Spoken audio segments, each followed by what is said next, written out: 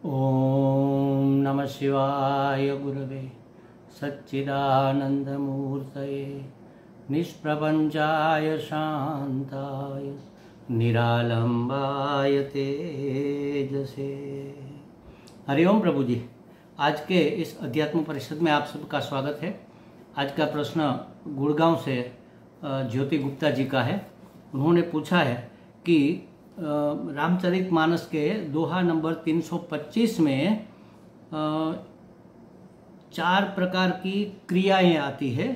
राजाओं के शिरोमणि क्रियाएं यज्ञ क्रिया, श्रद्धा क्रिया, योग क्रिया और ज्ञान क्रिया सहित 4 फल अर्थ, धर्म, काम और मोक्ष, ये बातें समझ में नहीं आ रही है। तो पहले उससे पहले की जो है चौपाई, उसको भी थोड़ा सा समझ लेना चाहिए और इसमें भी थोड़ा सा समझ लेना चाहिए। वैसे तो रामचरितमानस और श्रीमद् भागवत जी उसका और श्रीमद् भगवत गीता, इन तीनों का सबको गहराई से अध्ययन करना चाहिए। जो ज्ञान यज्ञ होते हैं, शिविर होते हैं, कैंप लगते हैं, उसमें 7 दिन में भागवत समझाई नहीं जा सकती। सिर्फ वार्ता हो सकती है, कथा बस चलती है। ये भी अच्छा है, फिर भी इससे भी अंतःकरण शुद्धि तो होती है। ज्ञान में वृद्धि बहुत कम होती है। रामचरितमानस 9 दिन तक चलती है, नवान पारायण या ऐसा कुछ चलता है, लेकिन 9 दिन में रामचरितमानस को समझना बड़ा कठिन है। रामचरितमानस का एक रामचरितमानस के ऊपर जिन जिन महात्माओं ने व्याख्याएं की है, टीकाएं लिखी है, टिप्पण किया है, उन सबको मिलाकर मानस पीयूष करके एक ग्रंथ गोरखपुर गीता प्रेस से प्रकाशित हुआ है। करीब 800-900 पन्ने का एक ऐसे 1, 2, 3, 4, 5, 6 भाग है। गहराई से पढ़ना है तो उसको किसी महात्मा से, किसी विद्वान से उसको पढ़ना चाहिए, तो बहुत सारी बातें समझ में आ जाएगी, अंतःकरण शुद्धि होगी, ज्ञान प्राप्ति होगी, जीवन मुक्ति होगी और चारों पुरुषार्थ धर्म, अर्थ, काम, मोक्ष सिद्ध होंगे।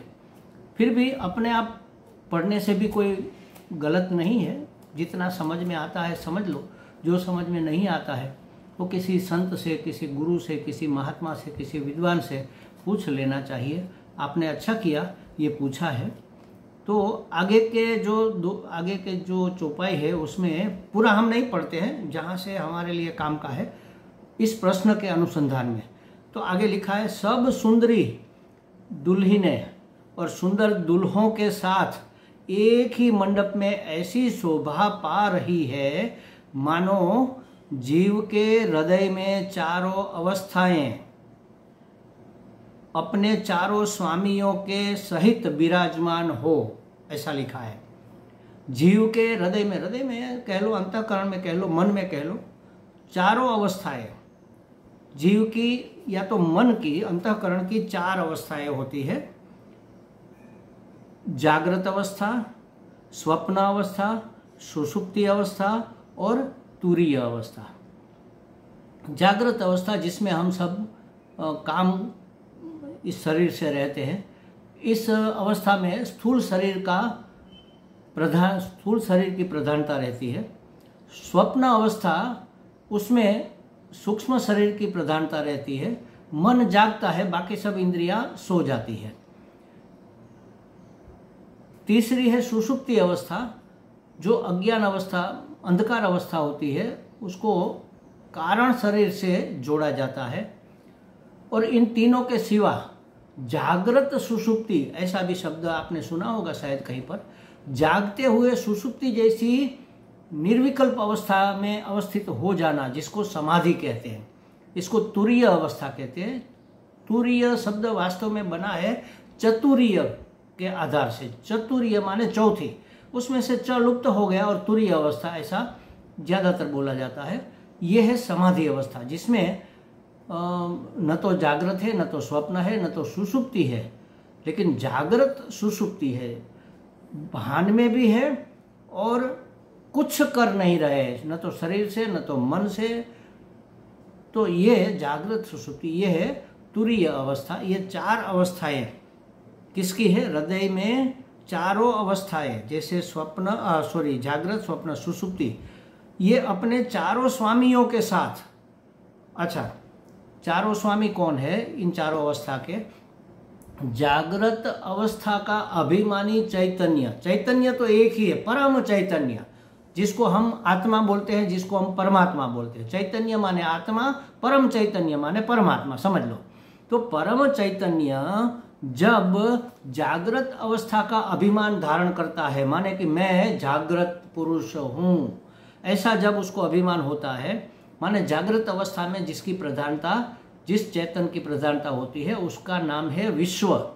उसको विश्व कहते हैं, उस चेतन का नाम विश्व। ये समझने के लिए महात्माओं ने या तो शास्त्र में रखे गए नाम है। स्वप्न अवस्था का अभिमानी चैतन्य का नाम है तेजस। सुषुप्ति अवस्था का अभिमानी चैतन्य है, उसका नाम है प्राज्ञ। और तुरीय अवस्था का अभिमानी चैतन्य, उसमें अभिमानी नहीं होता, तुरीय अवस्था में जो चैतन्य विद्यमान है उसका नाम है ब्रह्म। वो किसी का अभिमानी नहीं है, वो स्वस्वरूप है, अपना वास्तविक स्वरूप है। तो विश्व, तेजस, प्राज्ञ और ब्रह्म, ये चारों अवस्था के अभिमानी चैतन्य है। तो यहाँ पर 4 दूल्हे हैं, 4 दुल्हन है। चारों दुल्हों ने चारों दुल्हन को अपनी अपनी दुल्हन माना है, माने उसका अभिमान धारण किया हुआ है, इसलिए ऐसी उपमा दी है कि चारों सुंदर दुल्हने चारों सुंदर दूल्हे के साथ एक ही मंडप में ऐसी शोभा पा रही थी, ऐसी शोभा पा रही थी।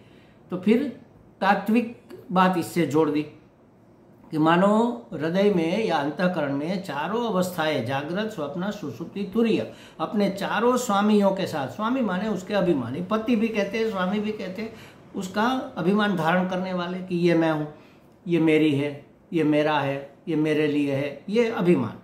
स्वामियों के साथ कौन है स्वामी? विश्व, तेजस, प्राज्ञ और ब्रह्म। तो जागृत का अभिमानी विश्व है, स्वप्न का अभिमानी तेजस है, प्राज्ञ का अभिमानी तुरीय है और ब्रह्म का अभिमानी तुरीय है, प्राज्ञ का सुषुप्ति है।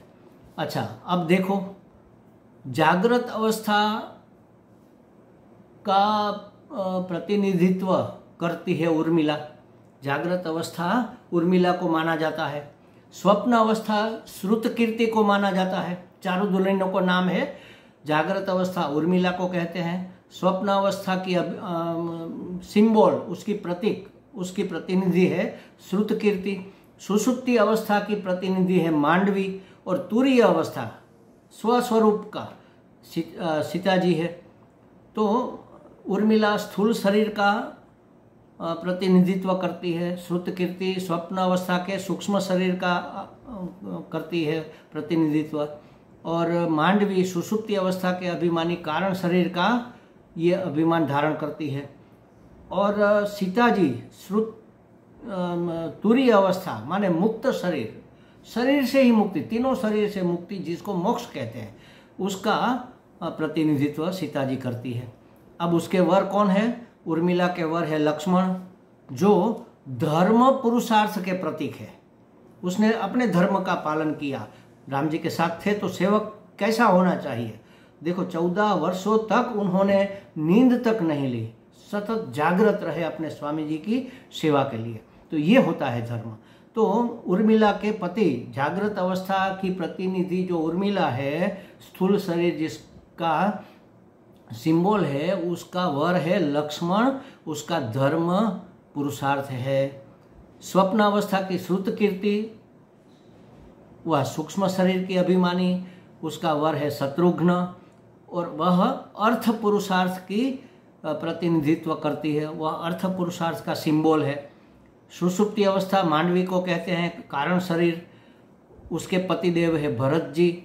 भरत जी कामना सिद्धि माने कामना के काम पुरुषार्थ के प्रतीक है, धर्म अर्थ काम। और चौथा रह गया मोक्ष, जो कि राम जी है और उसकी पत्नी सीता जी तुरीय अवस्था का प्रतिनिधित्व करती है, जो शरीर से मुक्त है, मोक्ष अवस्था है।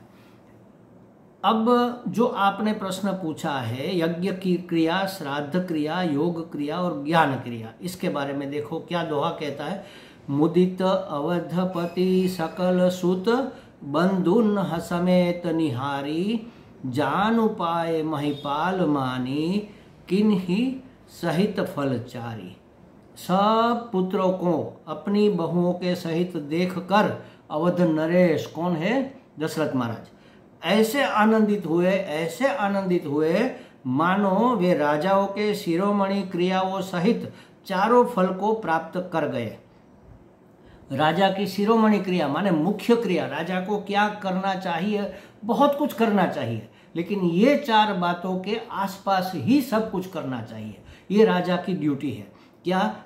सबसे पहले उसको यज्ञ क्रिया करनी चाहिए, माने उसकी हर एक की क्रिया यज्ञ भाव से होनी चाहिए, निस्वार्थ भाव से।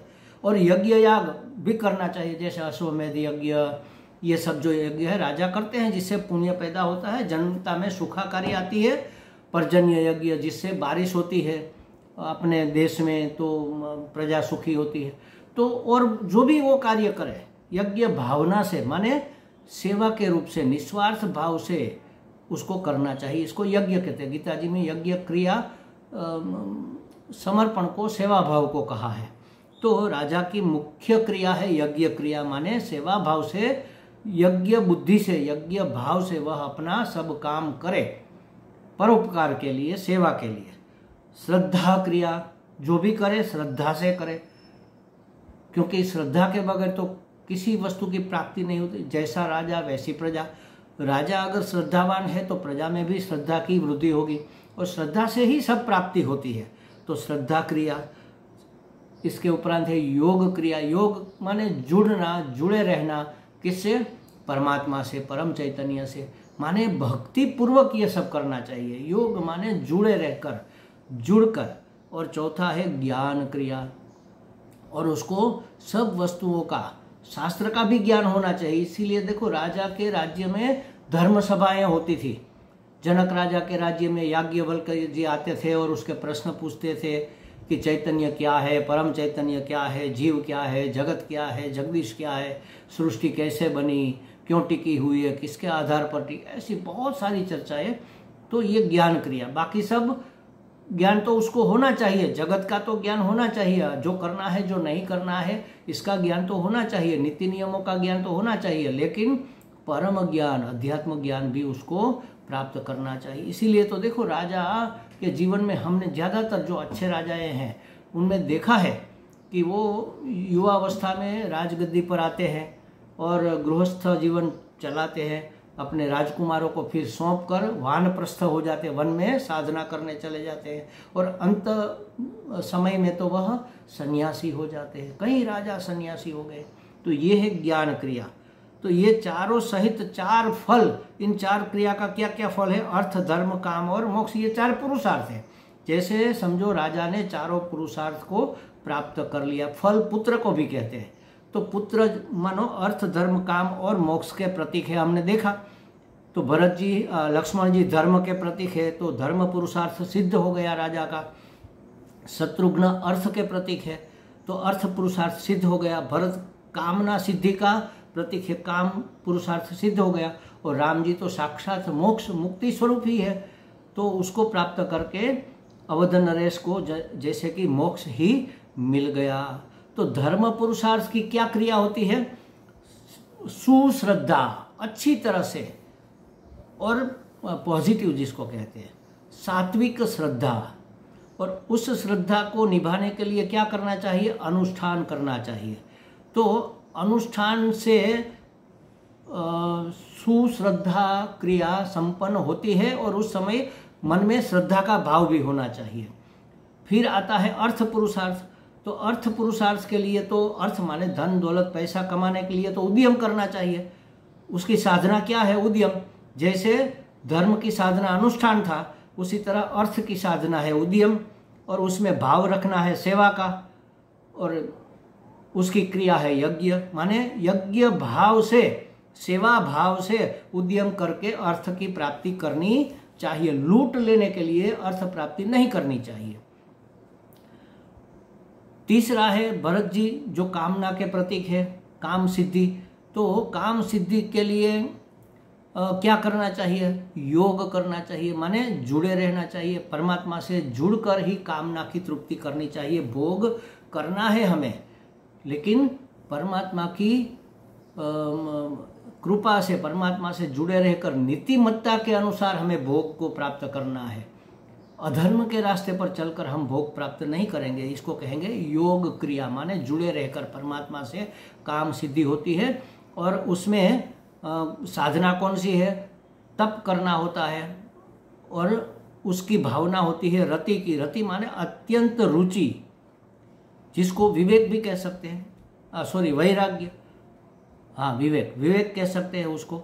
तो यज्ञ क्रिया सेवा भाव से करनी चाहिए, और योग क्रिया तप पूर्वक रति भाव से, रति माने रुचि पूर्वक करनी चाहिए। योग करने में किसको थोड़ी देर बैठने बस नहीं, मन नहीं लग रहा है, रुचि नहीं होती, रुचि पूर्वक करेंगे तो काम पुरुषार्थ सिद्ध होगा।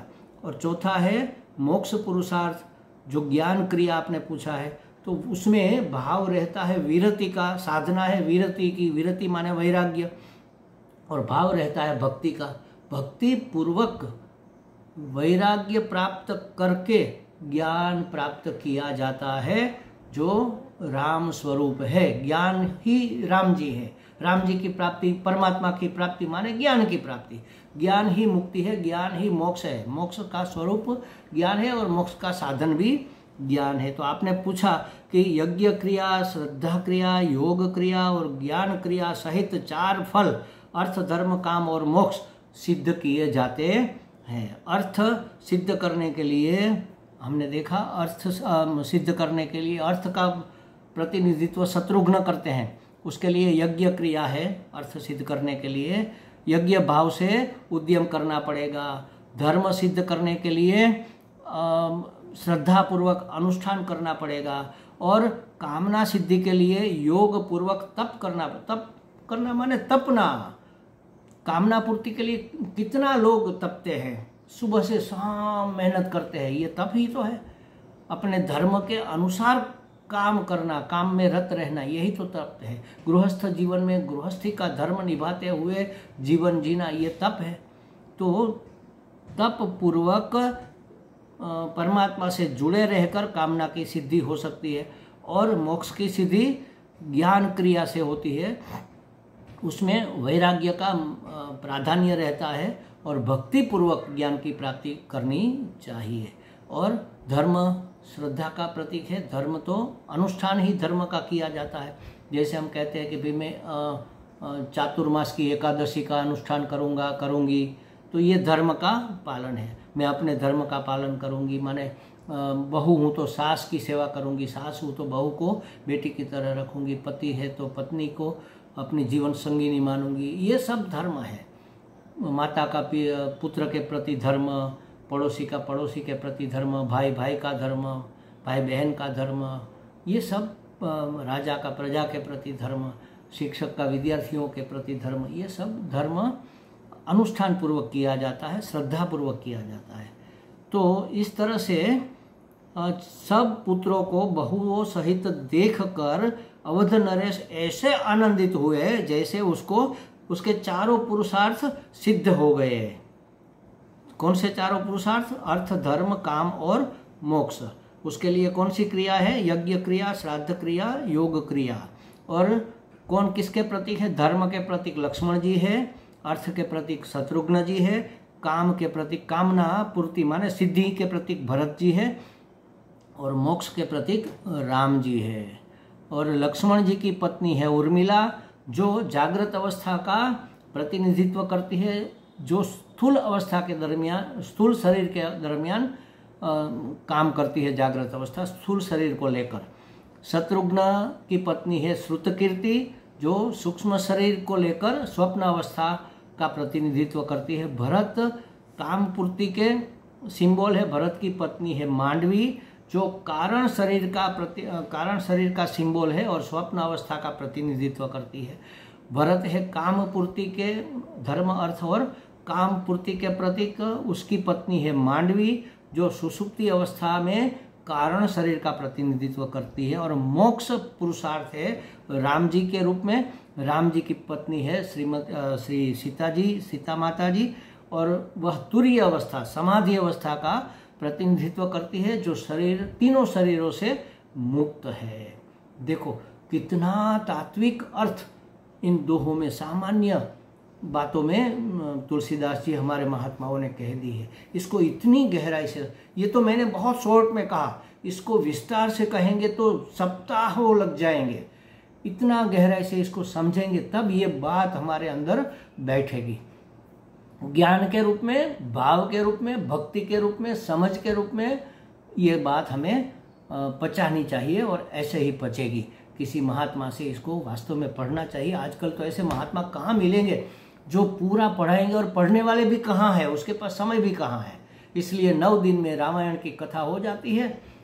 बस राम जी पढ़ने जाते हैं, पढ़कर आते हैं, राम राज्य का ऐलान हो जाता है, राम जी को वनवास मिल जाता है, वन में घूमते हैं, भटकते हैं, राक्षसों का विनाश करते हैं, रावण सीता का हरण कर लेता है, सीता जी को वापस लाते हैं युद्ध करके, जीत कर। फिर राम का अभिषेक होता है, फिर सीता जी का त्याग करते हैं, वाल्मीकि के आश्रम में जाकर सीता जी लवकुश को जन्म देती है, फिर यज्ञ होता है, फिर सीता जी धरती में समा जाती है। बस ये वार्ता है, ये सब सिंबल है महाराज। उसके पीछे का इंटेंसिव क्या है, आशय क्या है, क्या हमें ये समझाना चाहते हैं, कैसे हमारी श्रद्धा को दृढ़ करना चाहते हैं, कैसे हमारी यज्ञ क्रिया माने भगवान से हमें जुड़े रखने का ये काम करता है, कैसे ये योग पूर्वक, यज्ञ माने सेवा पूर्वक यह ज्ञान हमारे जीवन में कार्यकारी होता है। यह समझने के लिए ये सब बातें हैं। हमें लगता है कुछ स्पष्टता तो हो गई होगी। ज्योति जी को हरिओम।